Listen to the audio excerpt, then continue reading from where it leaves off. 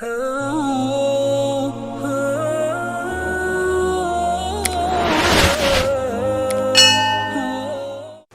باللہ من الشیطان الرجیم، بسم اللہ الرحمن الرحیم۔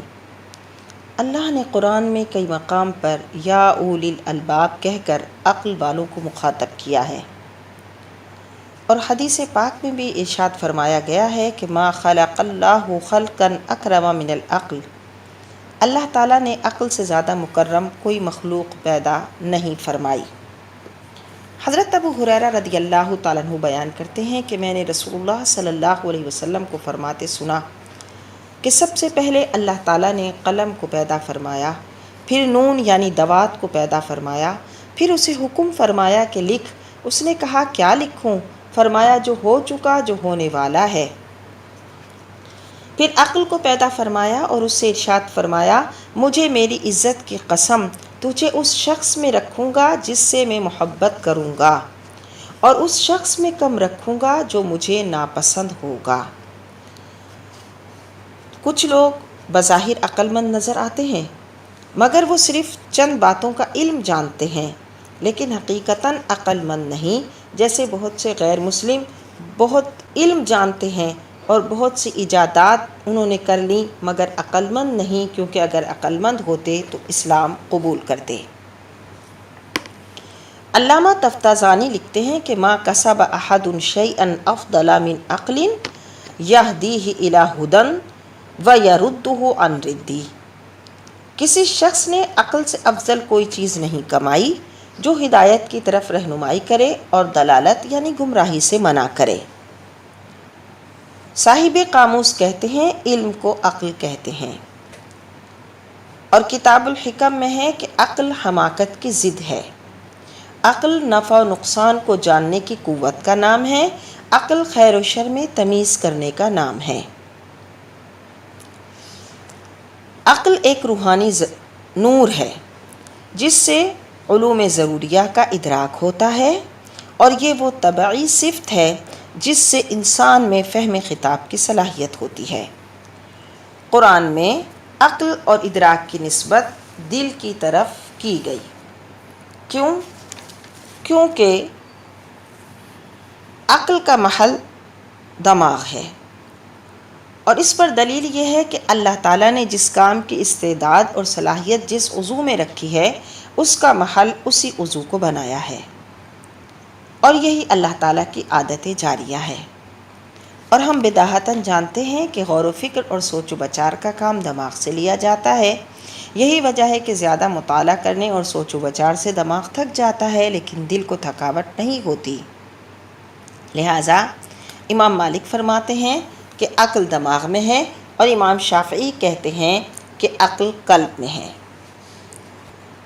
لیکن بعض حضرات نے فرمایا کہ اگر عقل نافرمانی کی طرف متوجہ ہوتی ہے تو اس کا مقام دماغ ہوتا ہے، جب عقل نیکوکاری کی طرف رخ کرے تو اس کا مقام قلب ہوتا ہے۔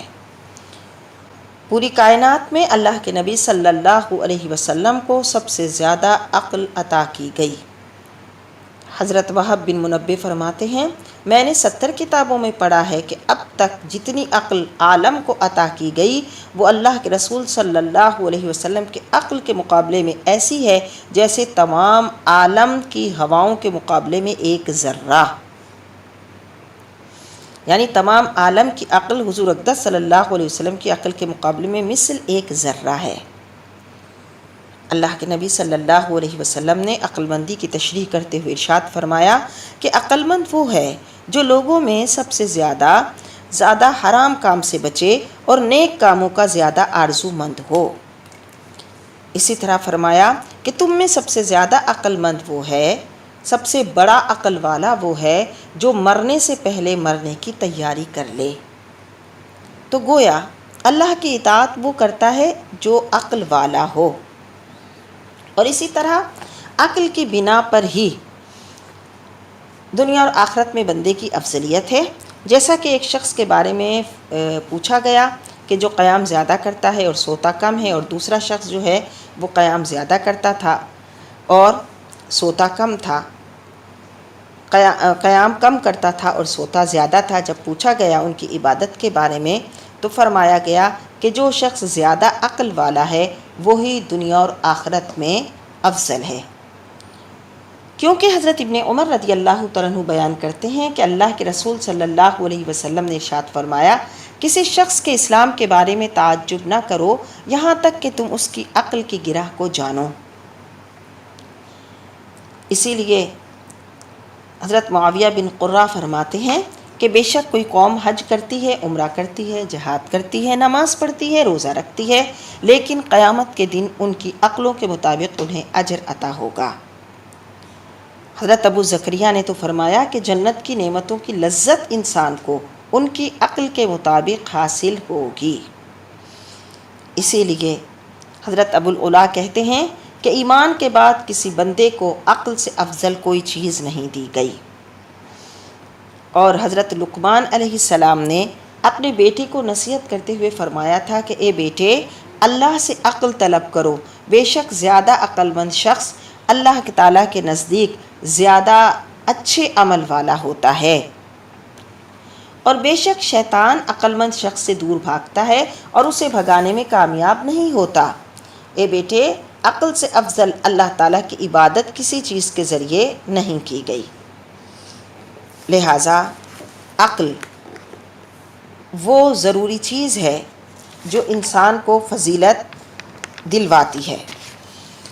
تو جب انسان کفر و شرک میں، معصیت میں، فسق و فجور میں، گناہوں میں مبتلا ہوتا ہے تو قلب کا عقل پر صحیح کنٹرول نہیں رہتا، یعنی گویا کہ پھر عقل بھی اس کی صحیح کام نہیں کرتی۔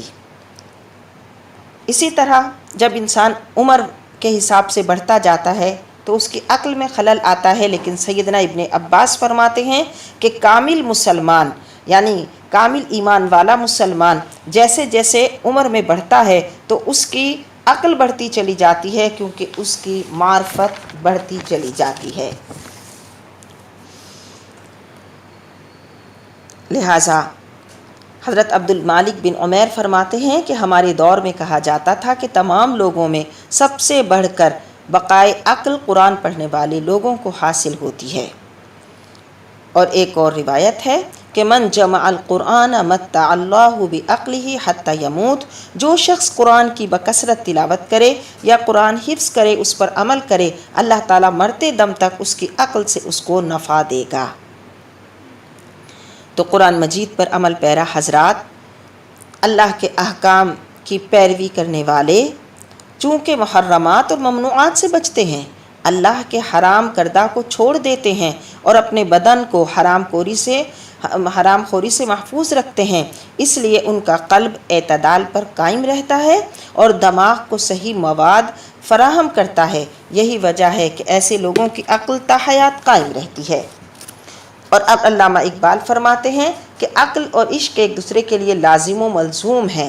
تو آپ فرماتے ہیں کہ عشق جب عقل کا مددگار ہو جاتا ہے تو ایک نیا عالم وجود میں آتا ہے، اور یہی وجہ ہے کہ ہم دیکھتے ہیں کہ جب حضرت بلال رضی اللہ تعالیٰ عنہ کے عقل کا مددگار عشق ہو گیا تو انہوں نے اللہ کی راہ میں ساری مشقتوں کو برداشت کر لیا۔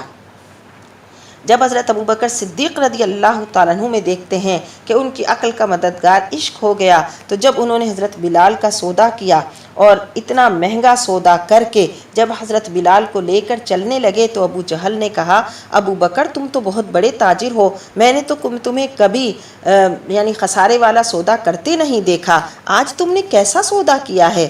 آپ نے فرمایا، آج ہی تو میں نے سب سے بڑھ کر نفع والا سودا فرمایا ہے۔